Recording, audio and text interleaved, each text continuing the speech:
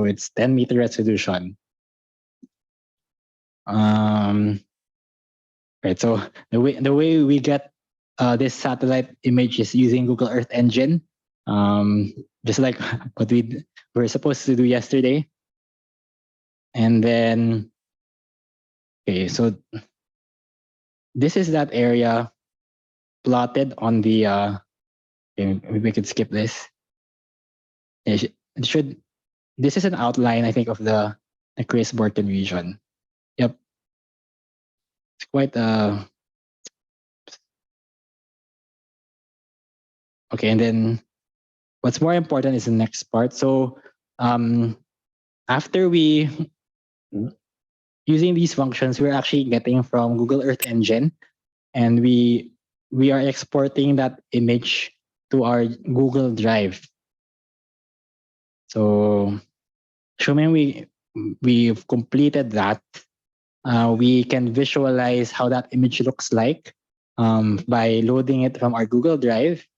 So here we are. So remember, geometry outline, we have satellite imagery just for this region visualized over here.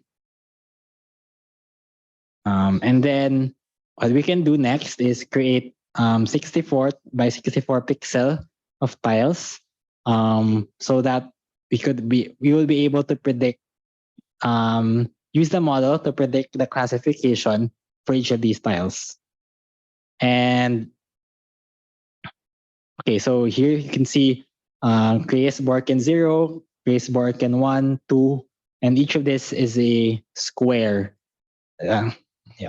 And the reason it's 64 by 64 pixels, I think, is because of the trade model. It's the image resolution that it expects.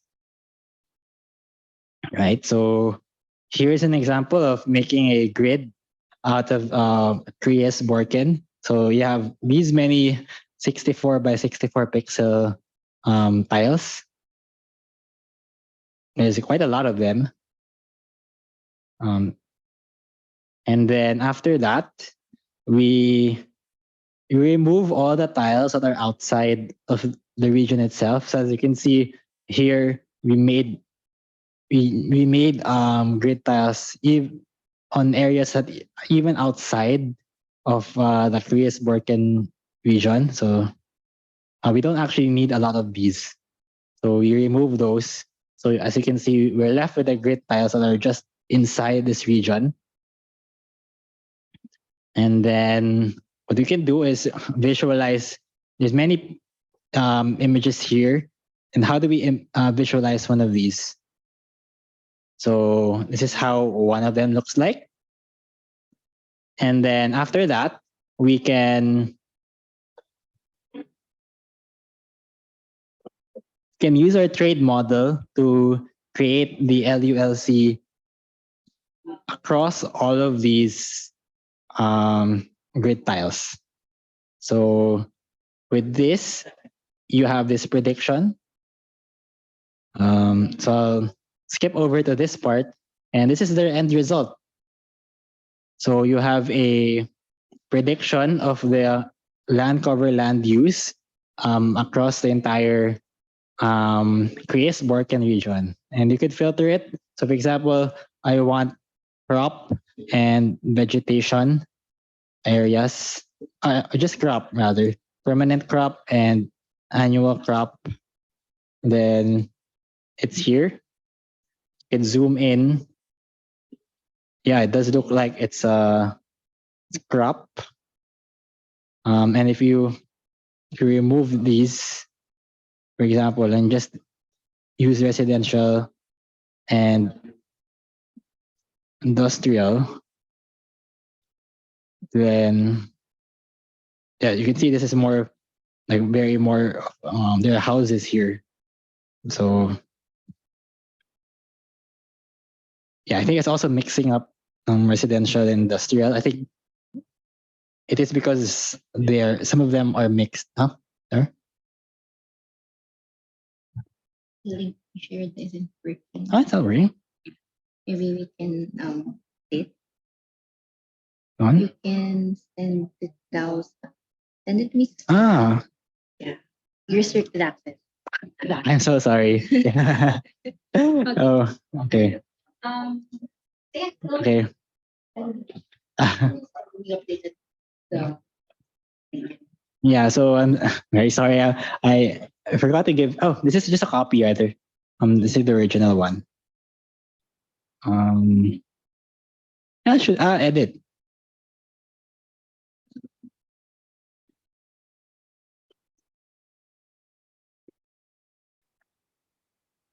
Oh, really? But it's the same one I. Hmm. So how many people here couldn't access the LULC? Everyone? Okay. Oh, I'm sorry. um. Okay. Anyone with a link can edit. Hmm?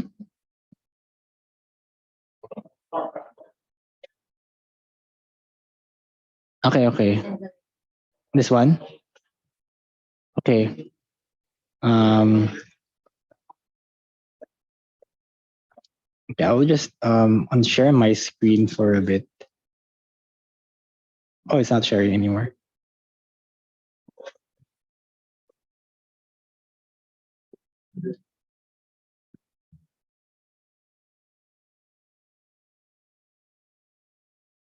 Oops. Why?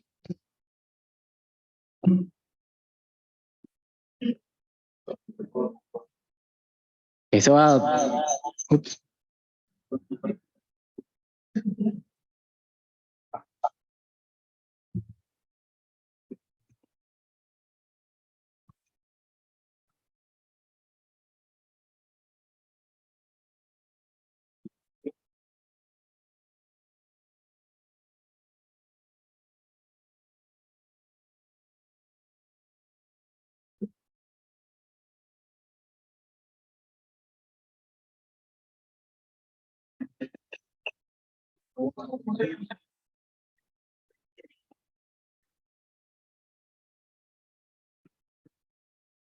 Wait,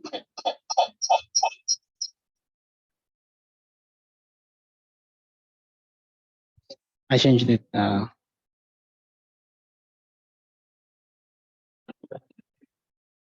it's weird.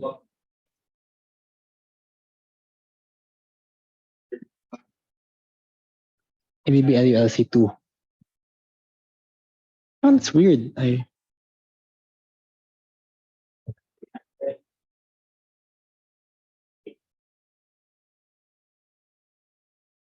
Because what is the exact link here? Hmm. Okay, so it's okay if you don't. We'll be sending the link.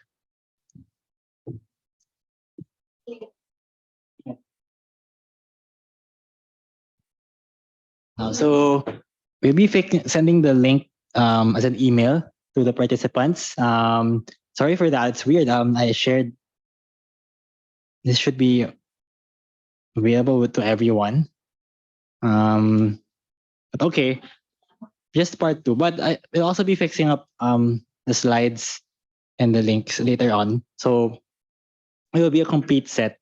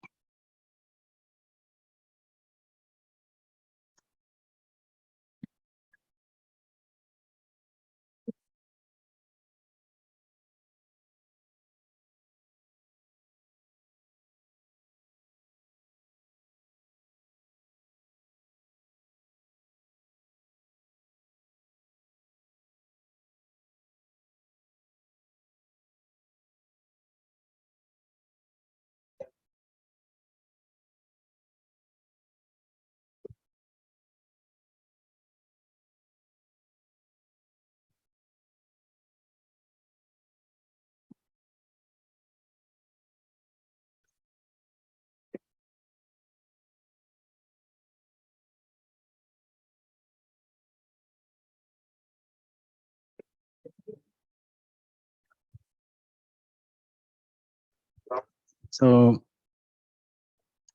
this is, you could write down this link yourself, but quite long, no. However, yeah, Ren is also going around and asking for your email addresses, so we could just send this link to you separately.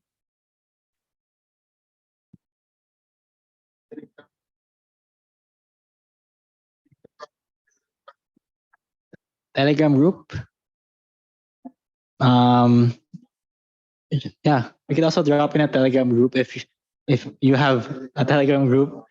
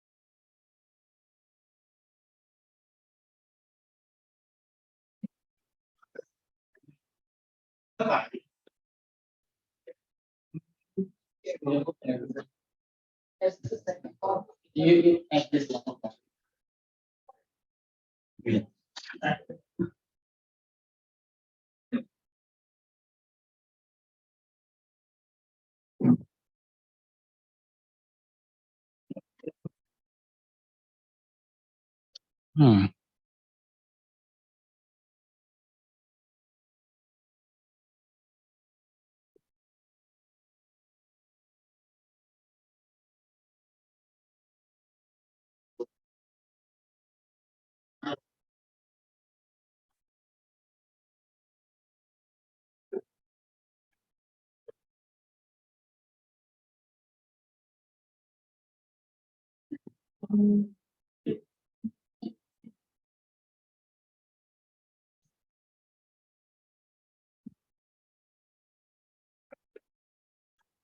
Hmm.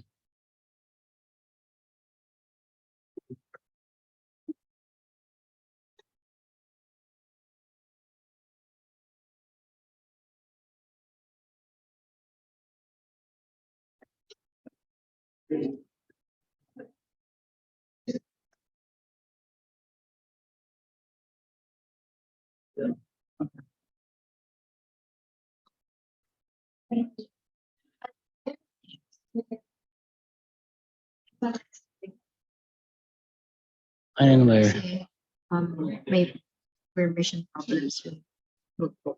Oo nga, pero weird eh. Bakit? Yeah. I don't understand ito. Yeah. Ano siya? Same naman siya sa kanina. Pero, Oo. O diba ito lang? And maybe we can, sa to. sabihin mo, you demo the notebook. Yeah. Tapos, we'll send them an updated link. Yeah. To this session. Yeah. Okay. Yeah. Hello everyone. Yeah, so apologies for the link not working for all of you. Yeah, we find it weird because it's already been shared with anyone with the link, but I'm not sure what's happening on Google. But we'll just update this. But for the purpose of this session, we will yeah, maybe we could just have a run through of the notebook without actually running the specific cells. I think just the conceptual part is important. So yeah, if I could get people's attention, that would be great. But first, maybe I hope you guys I could go through this again, if it would be okay. So, would it help everyone if I? Oh, go ahead.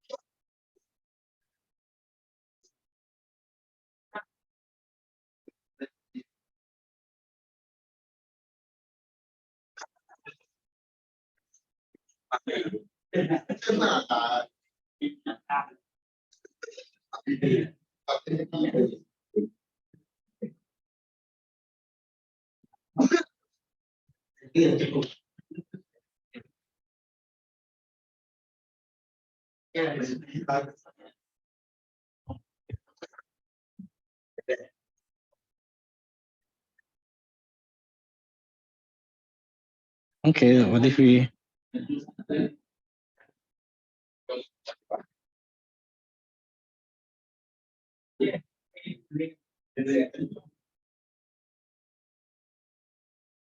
This one?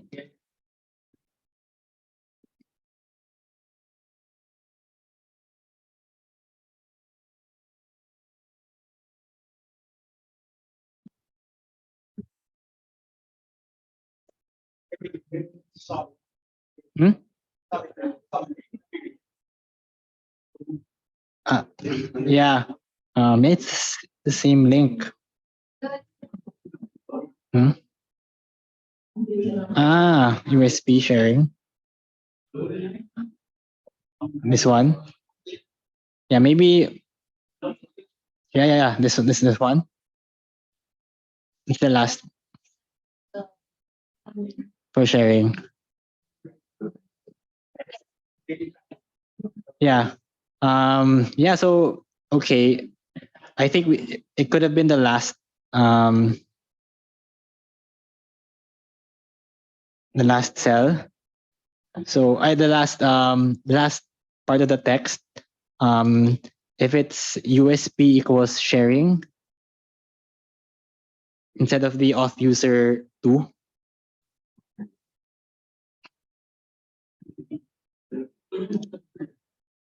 Yes, my apologies for that.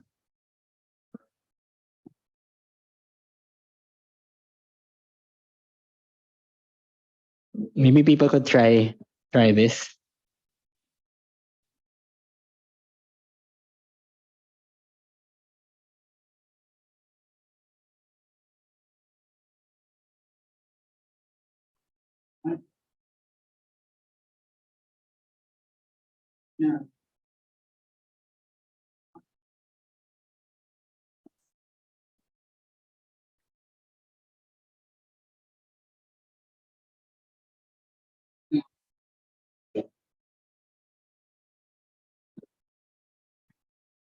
Okay, it worked. Okay. So it worked for yes, we tested this. This link works. So apparently it's the last part USB equals sharing instead of the auth user equals two. So raise of hands for everyone who has gotten access. Hmm? Parang ano?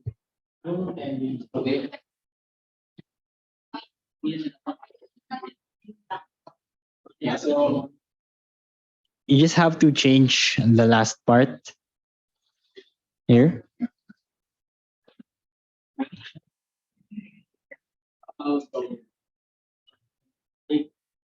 Yeah, okay. Okay, so I'm seeing more hands of people have successfully gotten a notebook. And then maybe you could wait 30 more seconds. Okay, so I'm seeing more people, more access. Okay, so it'd be okay if we had a second round. Maybe Ren could also go around and assist people. Okay, so I actually won't be running this end to end since some of those steps some of these steps take some time, especially the ones that require Google Earth Engine authentication. So just to recap, so I'll be going through this again. So the objective of this exercise is to classify the land use, land cover in this Kriesborken region in Germany.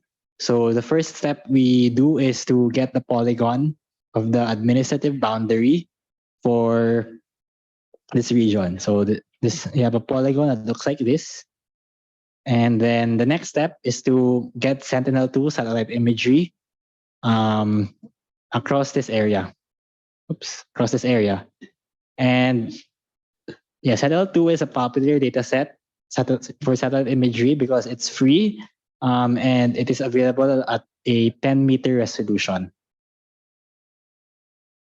And then the way we get Sentinel-2 data is using Google Earth Engine. But there are also other ways of getting Sentinel-2 data, but using Google Earth Engine is the most popular way of getting that right now. So we have some functions here to read it from Google Earth Engine. But basically the idea is there's this region over here that we will get an image for. So there's some steps here in between where we export that image from Google Earth Engine into our own Google Drive.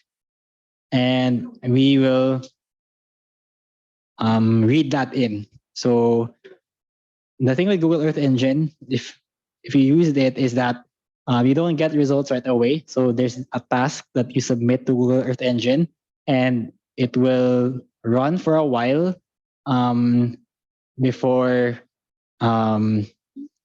finishing. So if you're using Google Earth Engine on a Kula notebook, you want to check the status of that task. And at first, it will be just ready or running. And sometimes you might wait a couple of minutes until it's completed. And when it's completed, it should save to this link in your Google Drive. And now in this next step, we are reading that image. So what we did here in this cell is we read in that saved image. The one from here, we saved it to Google Drive. And then we only visualized the part that intersects the administrative boundary. So this is the same region, but now it's a bit more color because it actually has a satellite image now. And then the next step when we do land cover classification is to cut this area up into 64 by 64 pixel files. So GeoJSON just happens to be the file format of this geospatial dataset. But the idea is we want to run and cut this area up into files. And the reason it's 64 by 64 is that is the image resolution that the model expects. So we have a trade model here from the part 1 of the notebook. Okay, so this is how it looks like. So let's say we've already generated those tiles across the region, and we want to predict the land use, land cover of each tile. And one of the first things you'll notice is that there are lots of tiles that we're not interested in. So they lie outside the Kriesborken region, and we want to take them out. So we do that. We take out those boxes, those squares, and now we're left with the ones that are only within the region. Okay, and then you can see there's still a lot of boxes left here. So if you want to visualize just one of them, this is how it looks like. And then finally, the last part is actually rolling out the model. So this is similar to the wealth estimation model, but instead of the wealth index, we are predicting the land cover, land use. So here we are loading a model. So this was from the previous step. You would have saved a model, bestmodel.pth, And here we are loading that model in this cell. So here's just some setup for the model. And then the next part is the actual prediction. So we are going to predict the label for each tile in that across Kriya's Borkin. So as you can see, this in this cell, you can see the ID of that tile. So this is the 273rd tile, the 274th tile, and we are there's a prediction here, pred. This is pasture, this is pasture, this is pasture. And using this table, we can better visualize it and add color. So let's say this class, light green, forest, forest green, sea lake blue, etc. So this is using folium. So there's a lot of styling involved to visualize the map. So once we're here, okay, I could just show you the entire Krias-Borken region.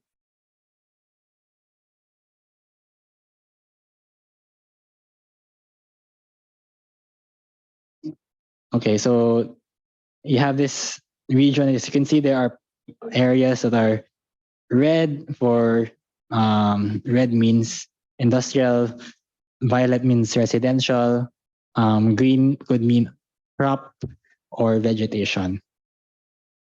And if you can look at the violet and the red, you can see how that looks like on the satellite.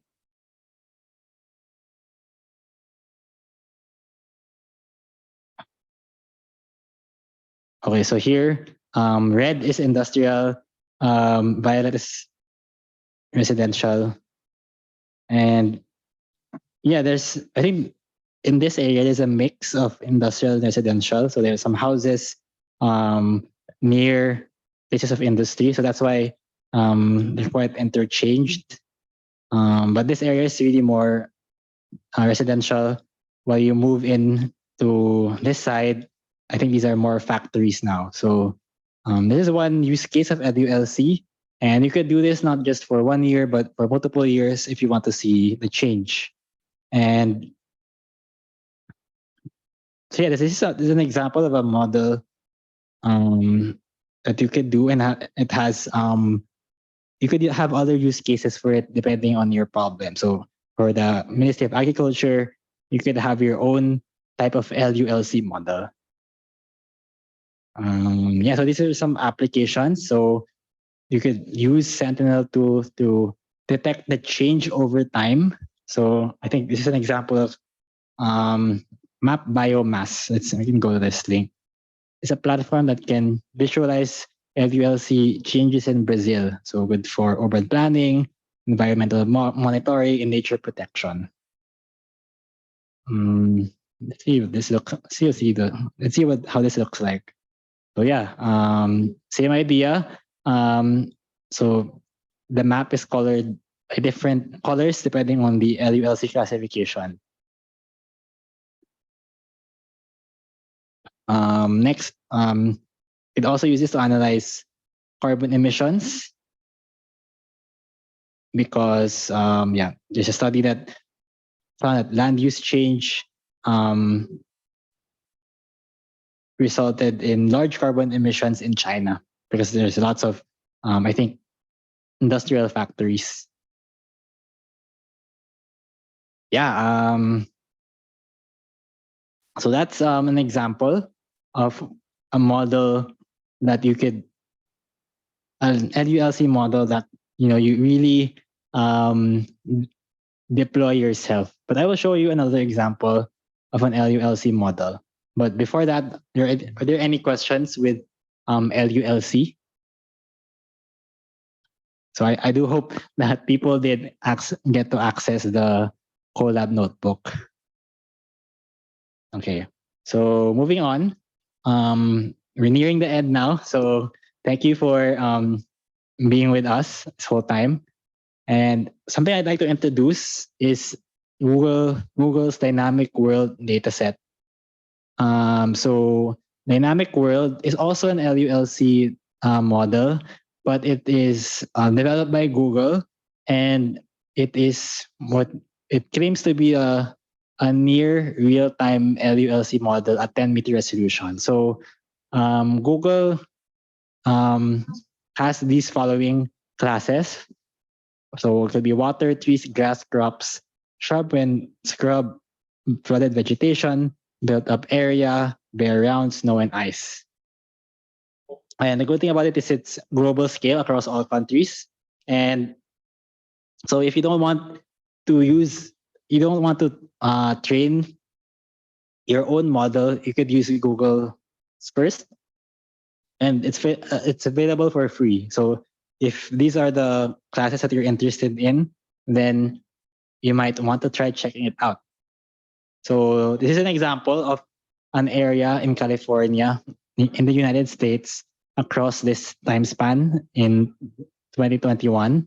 So each pixel corresponds to a land cover land use. So this part is shrub and the built up areas. I think the cities are closer here, near the lake area. And there's some parts here that are bare land. And this wasn't so going back, so this was not based on on the field measurements, but using satellite imagery and a machine learning model. So they were able to produce this kind of map um, estimate for this certain period of time. Yeah. And something I'd like to share. This is an example. I guess I was curious to find in the Google Dynamic World example is in January of 2020, there's actually a volcano that erupted in the Philippines. It's called the Taal volcano. And as a result of this volcanic eruption, around 24,000 people had to evacuate because of the ashfall from this eruption. And this is something that you could actually see on the Google Dynamic World. So if you could see before the eruption, from September to December, this was the average. So you can see this is the volcano of Taal. So as you can see, it was covered by trees. But after the eruption, look at all the trees. It's all bare now because of the eruption. And you can see the effect of that eruption on the surrounding area. So this is an area they called Tagaytay area um, in the Philippines. So before it was trees, grass, but I think it changed now after the eruption. It became shrubs and scrubs. So yeah, using data like this, it really reflects the changes we see in the world. And I encourage you all to check out Google's Dynamic World data set. So you could go to its website right now, dynamicworld.app, and you can explore the data yourself. I think exploring the data, you might need a Google Earth Engine account again. So it goes back to Google Earth Engine. But yeah, once you get access to this, you will be able to explore this data set yourself. So you could go to Cambodia, see how the land use land cover looks like for a certain region. Yeah, but can we do that right now? Cambodia. Let's see Cambodia right now on Google Earth Engine, or rather Dynamic World. And these clouds. No, it's just a rendering problem. Yep. Right, so wow, I have control scroll. Oh. So it just takes a while to render. Yeah, so you can see built up area. That's the red one. And the time period is 2022 April to June.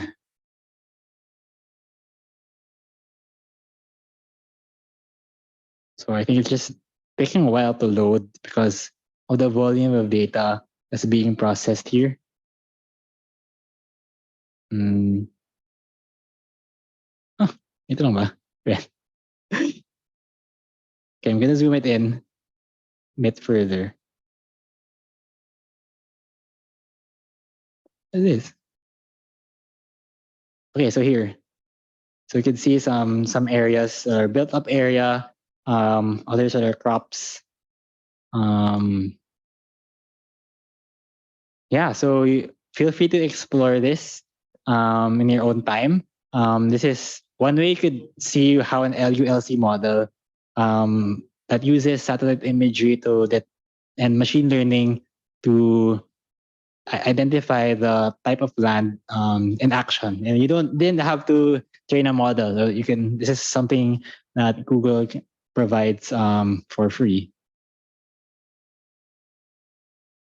All right, so that wraps up the section on computer vision. Huh? Refresh. Oh, it's here. Oh, sorry. Wala na. Right? It's already ano na, refresh.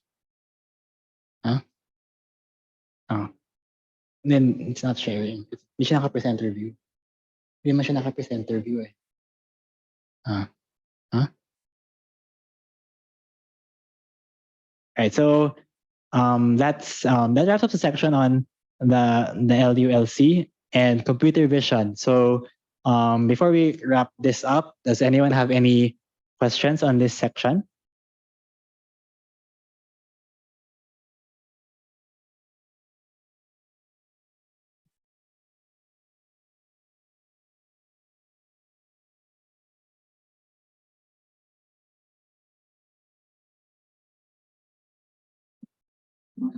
Okay, so we're nearing the end of our program, and we'd like to wrap it up by a synthesis of everything we've talked about so far. And with that, I'll hand the floor back to my colleague Gren. Okay. Oh, I'm too short. Okay. Thanks so much, everyone, for going through all of those activities with us. So just before we end the session, we just like to share a few examples of how else we use machine learning and geospatial analysis for program planning and decision making. So here are just a few case studies or previous projects that we did for a couple of NGOs in the Philippines. So first one is this pre-assessment for mangrove restoration. So the main hello there. So Joshua actually shared a bit about this earlier. So Thinking Machines partnered with Conservation International to help them out with a project called Climate Smart Shrimp Program.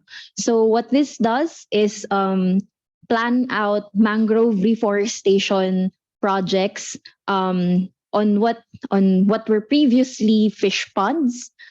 So they want to convert the fish ponds to mangrove forests, and at the same time give the farmers some technical support as well as monetary support to upscale their processes. So essentially, they want the production and farming, fish farming process to be more advanced, so that can it needs to needs to use less area. So we have smaller fish farms, so the more space we have for mangrove restorations. So the problem comes in here with so the challenge here is how can we find these fish farms that are still areas that can be replanted with mangroves. So our solution was actually use open geospatial data sets as well as a machine learning model we developed to detect and classify fish ponds. so that we can assess if these fish ponds can qualify for the program that Conservation International is running. So from this, we actually were able to identify 40,000 hectares of fish ponds that qualify for the program, which actually made their selection process quite faster. So before we did this analysis, what they do is they go to each site in person on the ground and coordinate with the local government units to find these fish ponds and find the owners and do their surveys. So after doing this analysis, we were able to pinpoint which provinces they can visit so that it's much more higher probability that these fish ponds would pass the requirements for their program. So it really just gave them a much faster way to find candidates that they can provide this assistance and technical upskilling for. So where did we get the data? So a lot of these are already familiar. We discussed them yesterday. So we used a lot of OpenStreetMap data, mainly the road networks and points of interest. We also used some topographic data, which is elevation and slope from open digital elevation models we accessed through Google Earth Engine, as well as just a quick indicator of where existing fish farms are. We used this data set from Global Mangrove Watch. So next up is another pre-assessment study. So for forest carbon projects. So what this study targets is which areas in the Philippines are the best places to reforest or which places can be converted back into forests. So there are three forest management or restoration efforts going on in the Philippines. And it's these main three ones. So forestation and reforestation, these are looking for areas in the Philippines that are not used by people. So they're unoccupied land, but they are bare land. So it's a good candidate for replanting trees. The next is revegetation. So this is actually still currently forests in the Philippines. However, they were damaged or really low quality forests or very sparse tree coverage. So human intervention or reforestation, replanting of trees is needed so that these forests can bounce back and become healthier ones. The last one is Red Plus, which mainly focuses on protecting forests, our primary forests or the old forest growths in the Philippines, and protecting them from possible illegal deforestation. So with this, the challenge is really being able to identify which program best fits an area in the Philippines. So again, what we did here is we used a combination of open data sets as well as machine learning so that we can make a map of which methodology of the three I mentioned before is the most appropriate for each area in the Philippines. So with this, we were able to map across the Philippines the 19% of our pristine forests that should be protected against illegal deforestation and additional 10% of land that can possibly be restored or replanted again with trees so that they become forests again in the future. So again, just showing the different data sets that we used here. We mainly used Global Forest Watch and a lot of the researcher-generated data sets that were shared through that community. Next is we used demographic data sets such as population and history of insurgency. So we avoid classifying occupied land as a candidate for reforestation since we do not want to be displacing people or livelihood when we do these programs. And we also used history of insurgency so that we can ensure the safety of the people that we will be sending to these sites to do an assessment of if the methodology for forest recovery is feasible. Lastly, we also used a lot of land use and forest cover datasets. So these were mainly sourced from Google Earth Engine, so that we can, first of all, we need to find the forests before we can protect and restore them. So this is what we mainly use, as well as land use classification, so that again we avoid classifying lands that are dedicated for livelihood such as agriculture, so that we avoid those areas and they won't be part of the considerations for reforestation. So any questions about these two use cases that I shared before moving on to the next? Yes. Can you give me a moment?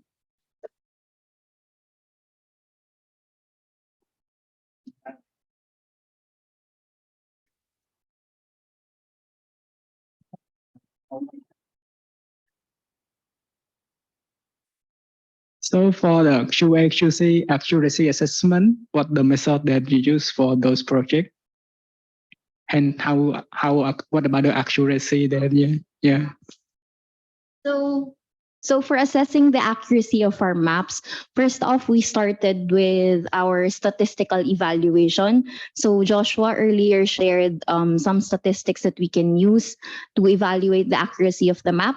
So a bit the same concept, but a bit different evaluation metrics that we used. So for this one, we used more of a confusion matrix, since this is a classification type of problem. And another is we work closely with the groups that we created these maps for.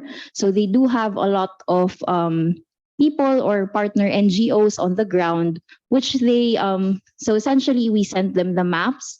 We coordinate and talk to these different groups within these different areas across the Philippines, and really ask for their opinion. Do they agree with the results of the maps that we generated? So it's a combination of statistical evaluation, as well as getting the opinion, the expert opinion, and understanding of the locals that are really on the ground, that are much more familiar with the areas. Any more questions?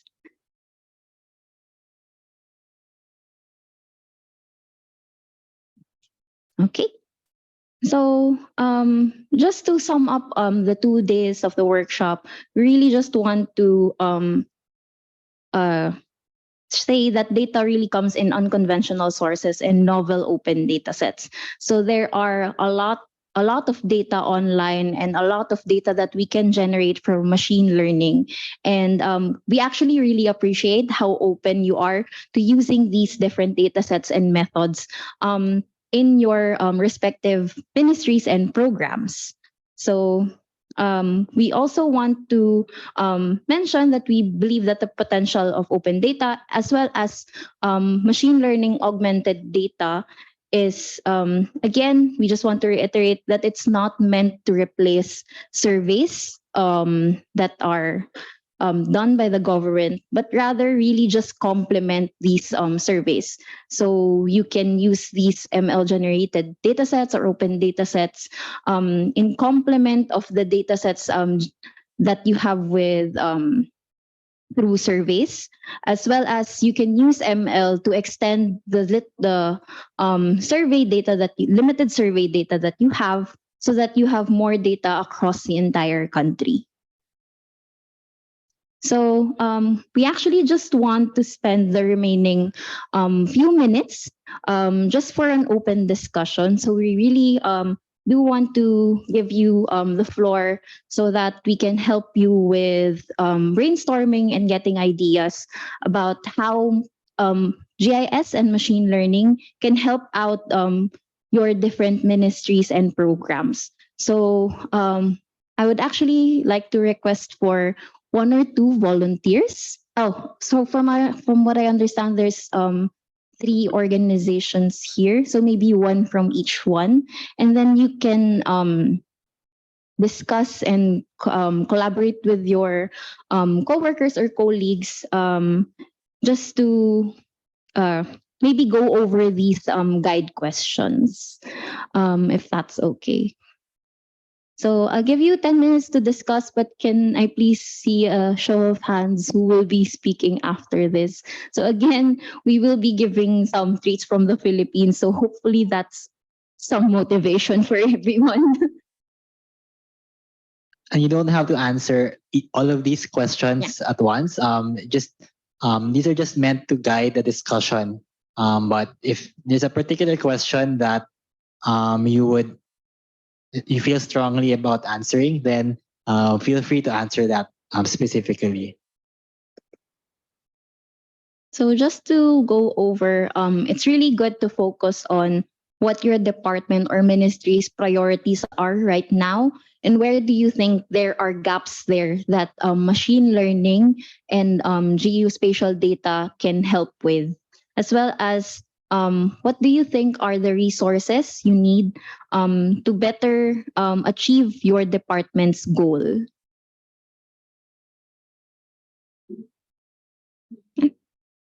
Yes, you have one person there. The one in glasses. Yay!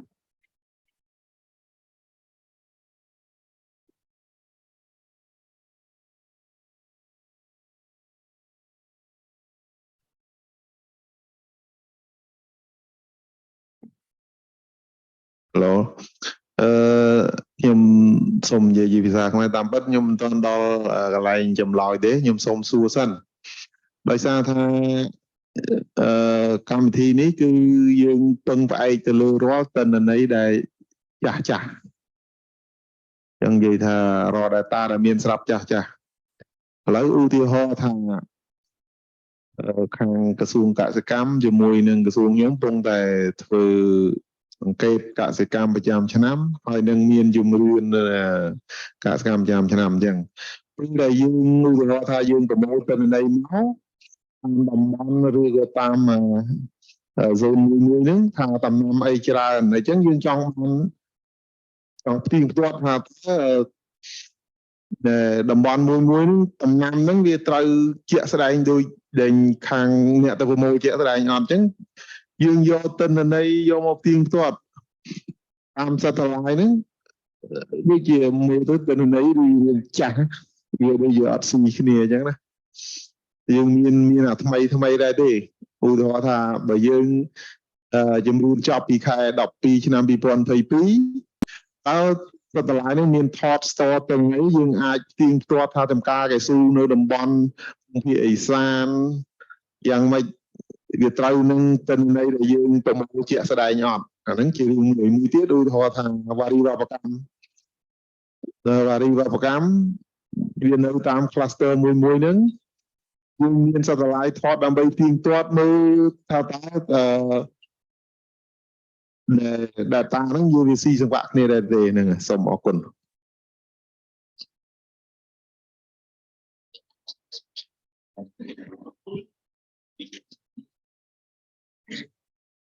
Right. Thank you for sharing that. Would actually just want to ask, where are you getting the satellite data from?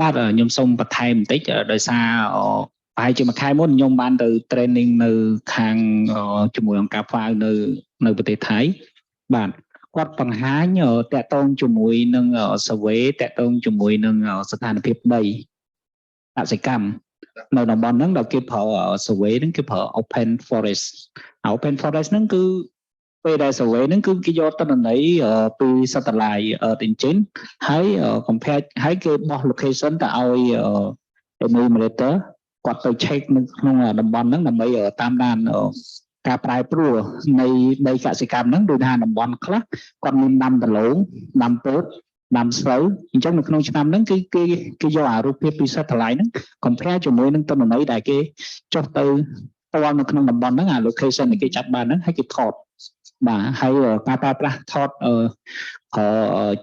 GPA ហ្នឹងគឺគេមានប្រើ drone តាមរយៈកម្ពស់ដូចចាប់ពី30 ម៉ែត្រអីចឹងទៅគេប្រើ drone បន្ទាប់មកគេប្រើ enumerator ហ្នឹងចូលទៅក្នុងតំបន់ដែលគេបោះទីតាំងអត្តកូលហ្នឹងហើយគឺគេថត4ទិសតែម្ដង4ទិសនៅក្នុងតំបន់កសិកម្មហ្នឹងបាទថាឥឡូវឆ្នាំហ្នឹងគាត់បានដាំដំណាំប្រភេទអីគឺថាប្រភេទដលងកាសាវ៉ាហ្នឹងអញ្ចឹងអាកាសាវ៉ាហ្នឹងគឺគេមើលព្រោះបើយើងផ្អែកទៅលើEarth Engine គឺវាអត់បង្ហាញរូបភាពល្អិតចាប់ពី100 ម៉ែត្រចុះទេវាអត់ច្បាស់ទេប៉ុន្តែគឺកំណត់សម្គាល់លើពណ៌បាទអញ្ចឹងកន្លែងហ្នឹងគឺនៅពេលដែលពណ៌វាផ្លាស់ប្ដូរមានន័យថាស្ថានភាពដីឆ្នាំក្រោយគាត់ចាប់ផ្ដើមទៅ survey នៅក្នុងតំបន់ហ្នឹងម្ដងទៀតអញ្ចឹងគេដល់គេអាចប្រៀបធៀបបានថានៅពេលដែលនេះហ្នឹងគឺពណ៌ហ្នឹងពេលដែលគេ survey លើកទី1ហ្នឹងគឺគេកំណត់ពណ៌ជាមួយនឹងពណ៌ដែល numerator គាត់ចុះទៅថតបានហើយគេ include ចូលទៅក្នុង raw data គេនឹងហើយអញ្ចឹងឆ្នាំបន្ទាប់គេដឹងហើយបើស្ថានភាពប្រែប្រួលយ៉ាងម៉េចគឺដូចថាកន្លែងហ្នឹងឆ្នាំហ្នឹងគាត់ដាំដលងប៉ុន្តែឆ្នាំក្រោយគាត់មិនដាំដលងទេគាត់ដាំដំណាំផ្សេងវិញអញ្ចឹងពេលដែលគេមើលប្រើពី Earth Engine គឺអារូបភាពពណ៌ហ្នឹងគឺវាផ្លាស់ប្ដូរពណ៌ដំណាំហ្នឹងអញ្ចឹងគេចាប់ផ្ដើមទៅ check ម្ដងទៀតបាទអញ្ចឹងខ្ញុំឃើញថាកន្លែងហ្នឹងវាមានសារៈប្រយោជន៍ប៉ុន្តែនេះគឺជាដំណើរការចាប់ផ្ដើមនេះហើយអ្វីដែលគេបង្ហាញហ្នឹងគឺថៃគេចាប់អារម្មណ៍លើចំណុចហ្នឹងព្រោះគេគិតដល់តំបន់ព្រៃអភិរក្សតើតំបន់ព្រៃអភិរក្សហ្នឹងគេទុកដំណាំហ្នឹងប្រភេទយ៉ាងត្រូវអភិរក្សវាយ៉ាងម៉េចហើយតំបន់ខ្លះដែលត្រូវធ្វើកសិកម្មបាទខ្ញុំមានប៉ុណ្ណឹងតកតងជាមួយប្រយោជន៍ដែលតកតងជាមួយនឹង machine learning បាទហើយមួយទៀតផងដែរ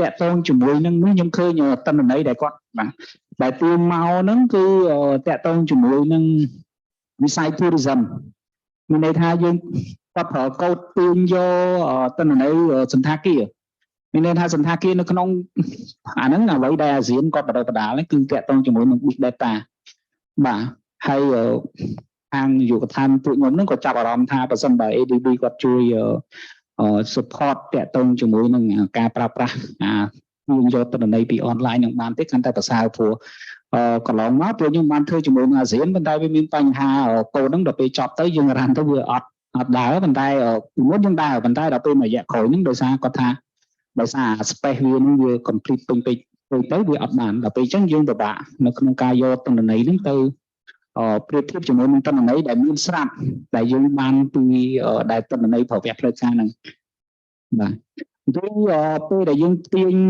មកពី Agoda ហើយនឹង Booking អញ្ចឹងយើងអាចដឹងបានថានៅខេត្តសៀមរាបហ្នឹងមានសន្តាគារចំនួនប្រមាណមាន restaurant ចំនួនប្រមាណបាទហើយបន្ទាប់មកយើងមានទិន្នន័យផ្លូវការយើងមានហើយដែលចេញពីក្រសួងទេសចរហ្នឹងគឺយើងយកមកប្រៀបធៀបហើយខ្ញុំបានផ្ញើslide presentation ហ្នឹងជូនទៅបងចន្ទធូបាទខ្ញុំជឿថាគាត់ហើយកូដហ្នឹងគឺស្តៀងគ្នាជាមួយនឹងហ្នឹងបាទជាមួយនឹងកូដតែវាគ្មិនគាត់បានបង្ហាញហ្នឹងគឺវាមានសារៈប្រយោជន៍មែនទែនព្រោះថ្ងៃក្រោយទៅខ្ញុំគិតថាពួកយើងចំណេញច្រើនព្រោះប្រសិនបើ survey ជំនួនមានន័យថាដូចជំរឿនអីចឹងយើងប្រើទិន្នន័យយើងមានទិន្នន័យចុះទៅស្រង់បានហើយបានទិន្នន័យនោះហើយវាត្រូវប្រើដាក់លេខកូដទៅទៀតដាក់ចុះលេខកូដបញ្ជីហើយត្រូវ data entry មកទៀតហើយមិនដល់តែនេះប៉ុន្តែដល់ពេលប្រសិនបើ process នេះនៅក្រោយទៅវាដើរយើងចំណេញអានឹងច្រើន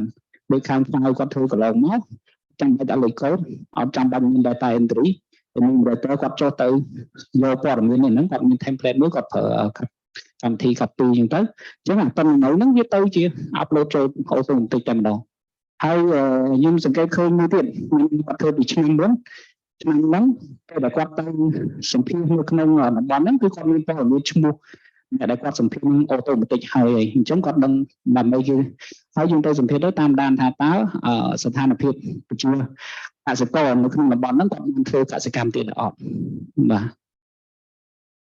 អញ្ចឹងខ្ញុំគិតថាកន្លែងនេះគឺវាមានសារៈប្រយោជន៍ច្រើនមែនទេប៉ុន្តែអ្វីដែលពួកខ្ញុំទទួលបានហ្នឹងគឺសូម្បីតែឥណ្ឌូនេស៊ីដែលគេធ្វើតែជាមួយនឹងtourism ដូចគ្នាហ្នឹងគឺគេ complete បានតែ 50% ឯងបាទ ទិន្នន័យដែលយើងប្រៀបធៀបជាមួយនឹងទិន្នន័យតែផ្លូវការបាទអរគុណច្រើនបាទ Yeah. So thank you so much for sharing those. That's some really good points there. First, I would like to really dive into what you said, where you enumerated a few of the open data sets that you find useful. However, you also encountered some limitations to these data sets, such as the satellite images being sometimes outdated or not updated, as well as the last one you mentioned, where the POI's data for the hotels and resorts in Indonesia only being 50% of what it really is based on data from the government. So yes, this is what we have been talking about in the past few discussions, where as useful as open data is and machine learning data, there are still some limitations to them, and it's really best used when it's supported by local statistics or local data sets, as well as the local experts here. So as you saw in our discussion yesterday about crop yield, we did find some more interesting insights into the features of the model, because a lot of you here are agricultural experts, while when we looked into the model, we only looked at it from a machine learning perspective. So that's some really great points. Thank you so much for sharing. Is there anyone else who would like to share?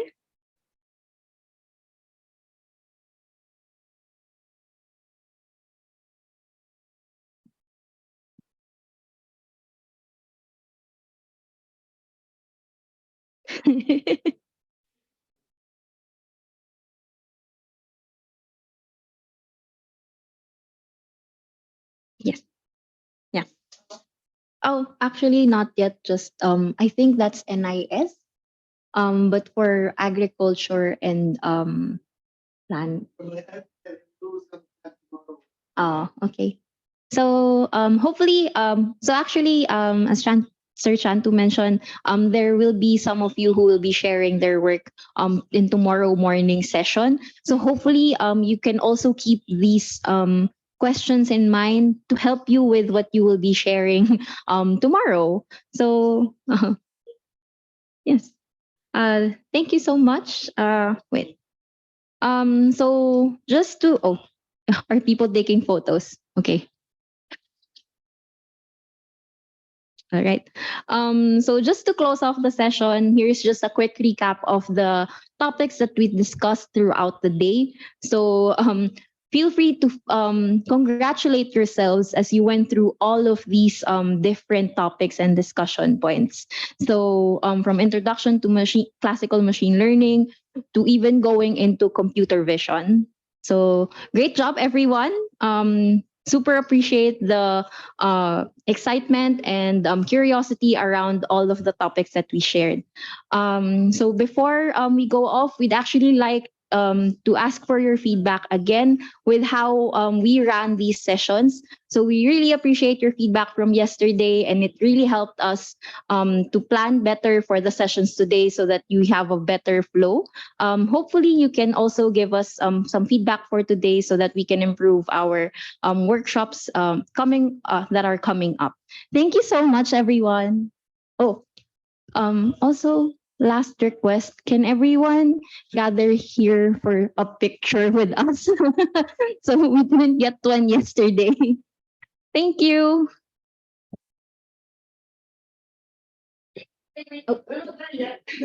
Sorry. You're done with all the program today? You're all done. It's just a survey. Okay, sorry. Just before you break off, and can I just talk about tomorrow's program? Yes, tomorrow is going to be the last day, day 3. We switched the team of the trainers. Tomorrow we have a different group of, the trainers are here with us, and can I introduce them today? Matthias and Leah. They came all the way from US for your training. So then I think Chantu mentioned this. Today's and yesterday's discussion, I think there's a lot of questions came out. and it's during the lunch break and then the snacks. We had a sort of individual discussion about what you actually do at the ministry. And probably you might just develop a little bit of ideas about what you might do when you go back, about the data use, about the maybe AI for you. And then I think some of you might want to share what you do and perhaps the idea of what you might want to do differently. Mr. Chaya is going to do just that tomorrow morning, first thing in the morning. Is there anybody else who wants to talk about what you're doing and some crazy idea that you want to try out in the, just applying what you have learned? I'm looking at you, that table. Is there anybody? No, but anyhow, so I'm not doing I'm not imposing any presentation. Only Mr. Chaya is gonna do maybe, but maybe we go. What? Planning. They will do also a short presentation. Planning is going to do the presentation also. Very good. So we have two presentations, but bring your ideas and maybe brief sort of like a questions that you want to explore during the last day. And then I propose to do that discussion for the first 30 minutes before we actually go into the training. So can we start a little early? Is that okay? I think as of now, it's starting is 9:15, no? But can we advance that to say, you need full time, right? Can we start at 8:45? Is it too early for you guys? Is that okay? Okay, so let's start at 8:45. So we start with this like a nice breakfast snack discussion for 30 minutes and dive into that day 3 training. Yes? Is that okay? All right, so please bring your laptop. Don't forget that. Tomorrow as well. Tomorrow is going to be the last. It's going to be a little bit longish morning discussion. Then we conclude with a lunch discussion. Okay, so thank you very much for your participation. Thank you. Say something before prepare for them too. Maybe let's get them introduce themselves, no? Hello, everybody. It's wonderful to be here today and to meet you. I'm very honored to be here and be invited to meet you and speak with you. My name is Leah Goki. I'm an epidemiologist working for QED, or Quantitative Engineering Design. So my background is in health, but my interest is at the intersection of health and agriculture, nutrition, and how it impacts or how it's impacted by crop health and things like that. So I'm very excited to be here. I'm going to present on some of our technology tomorrow that allows for the collection of digital data from paper. So stay tuned, more to discuss and show you tomorrow. So thank you so much. So my name is Mateusz Urbańczyk. I came all the way to here from Poland. And I'm a software architect at QED. I work here for 6 years, implementing a variety of solutions for data systems and AI. You will hear a lot of technology that we use tomorrow. So also stay tuned. I'm super excited to present to you tomorrow. So yeah, see you tomorrow.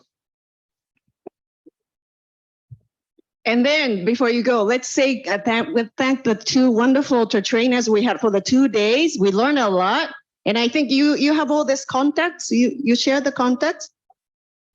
Okay, right. If there's a follow-up discussion, a specific exercise or some of the modules that we followed, please do so. Then let's give them a round of applause for this very excellent training. Thank you so much, Dan, Joshua. You want to say something before you go? Yeah, let's take a picture. So everyone, yeah, everyone stand up and let's move to this area. Yeah. Okay. Thank you very much. Okay, how do we? It's actually a big groupie. So,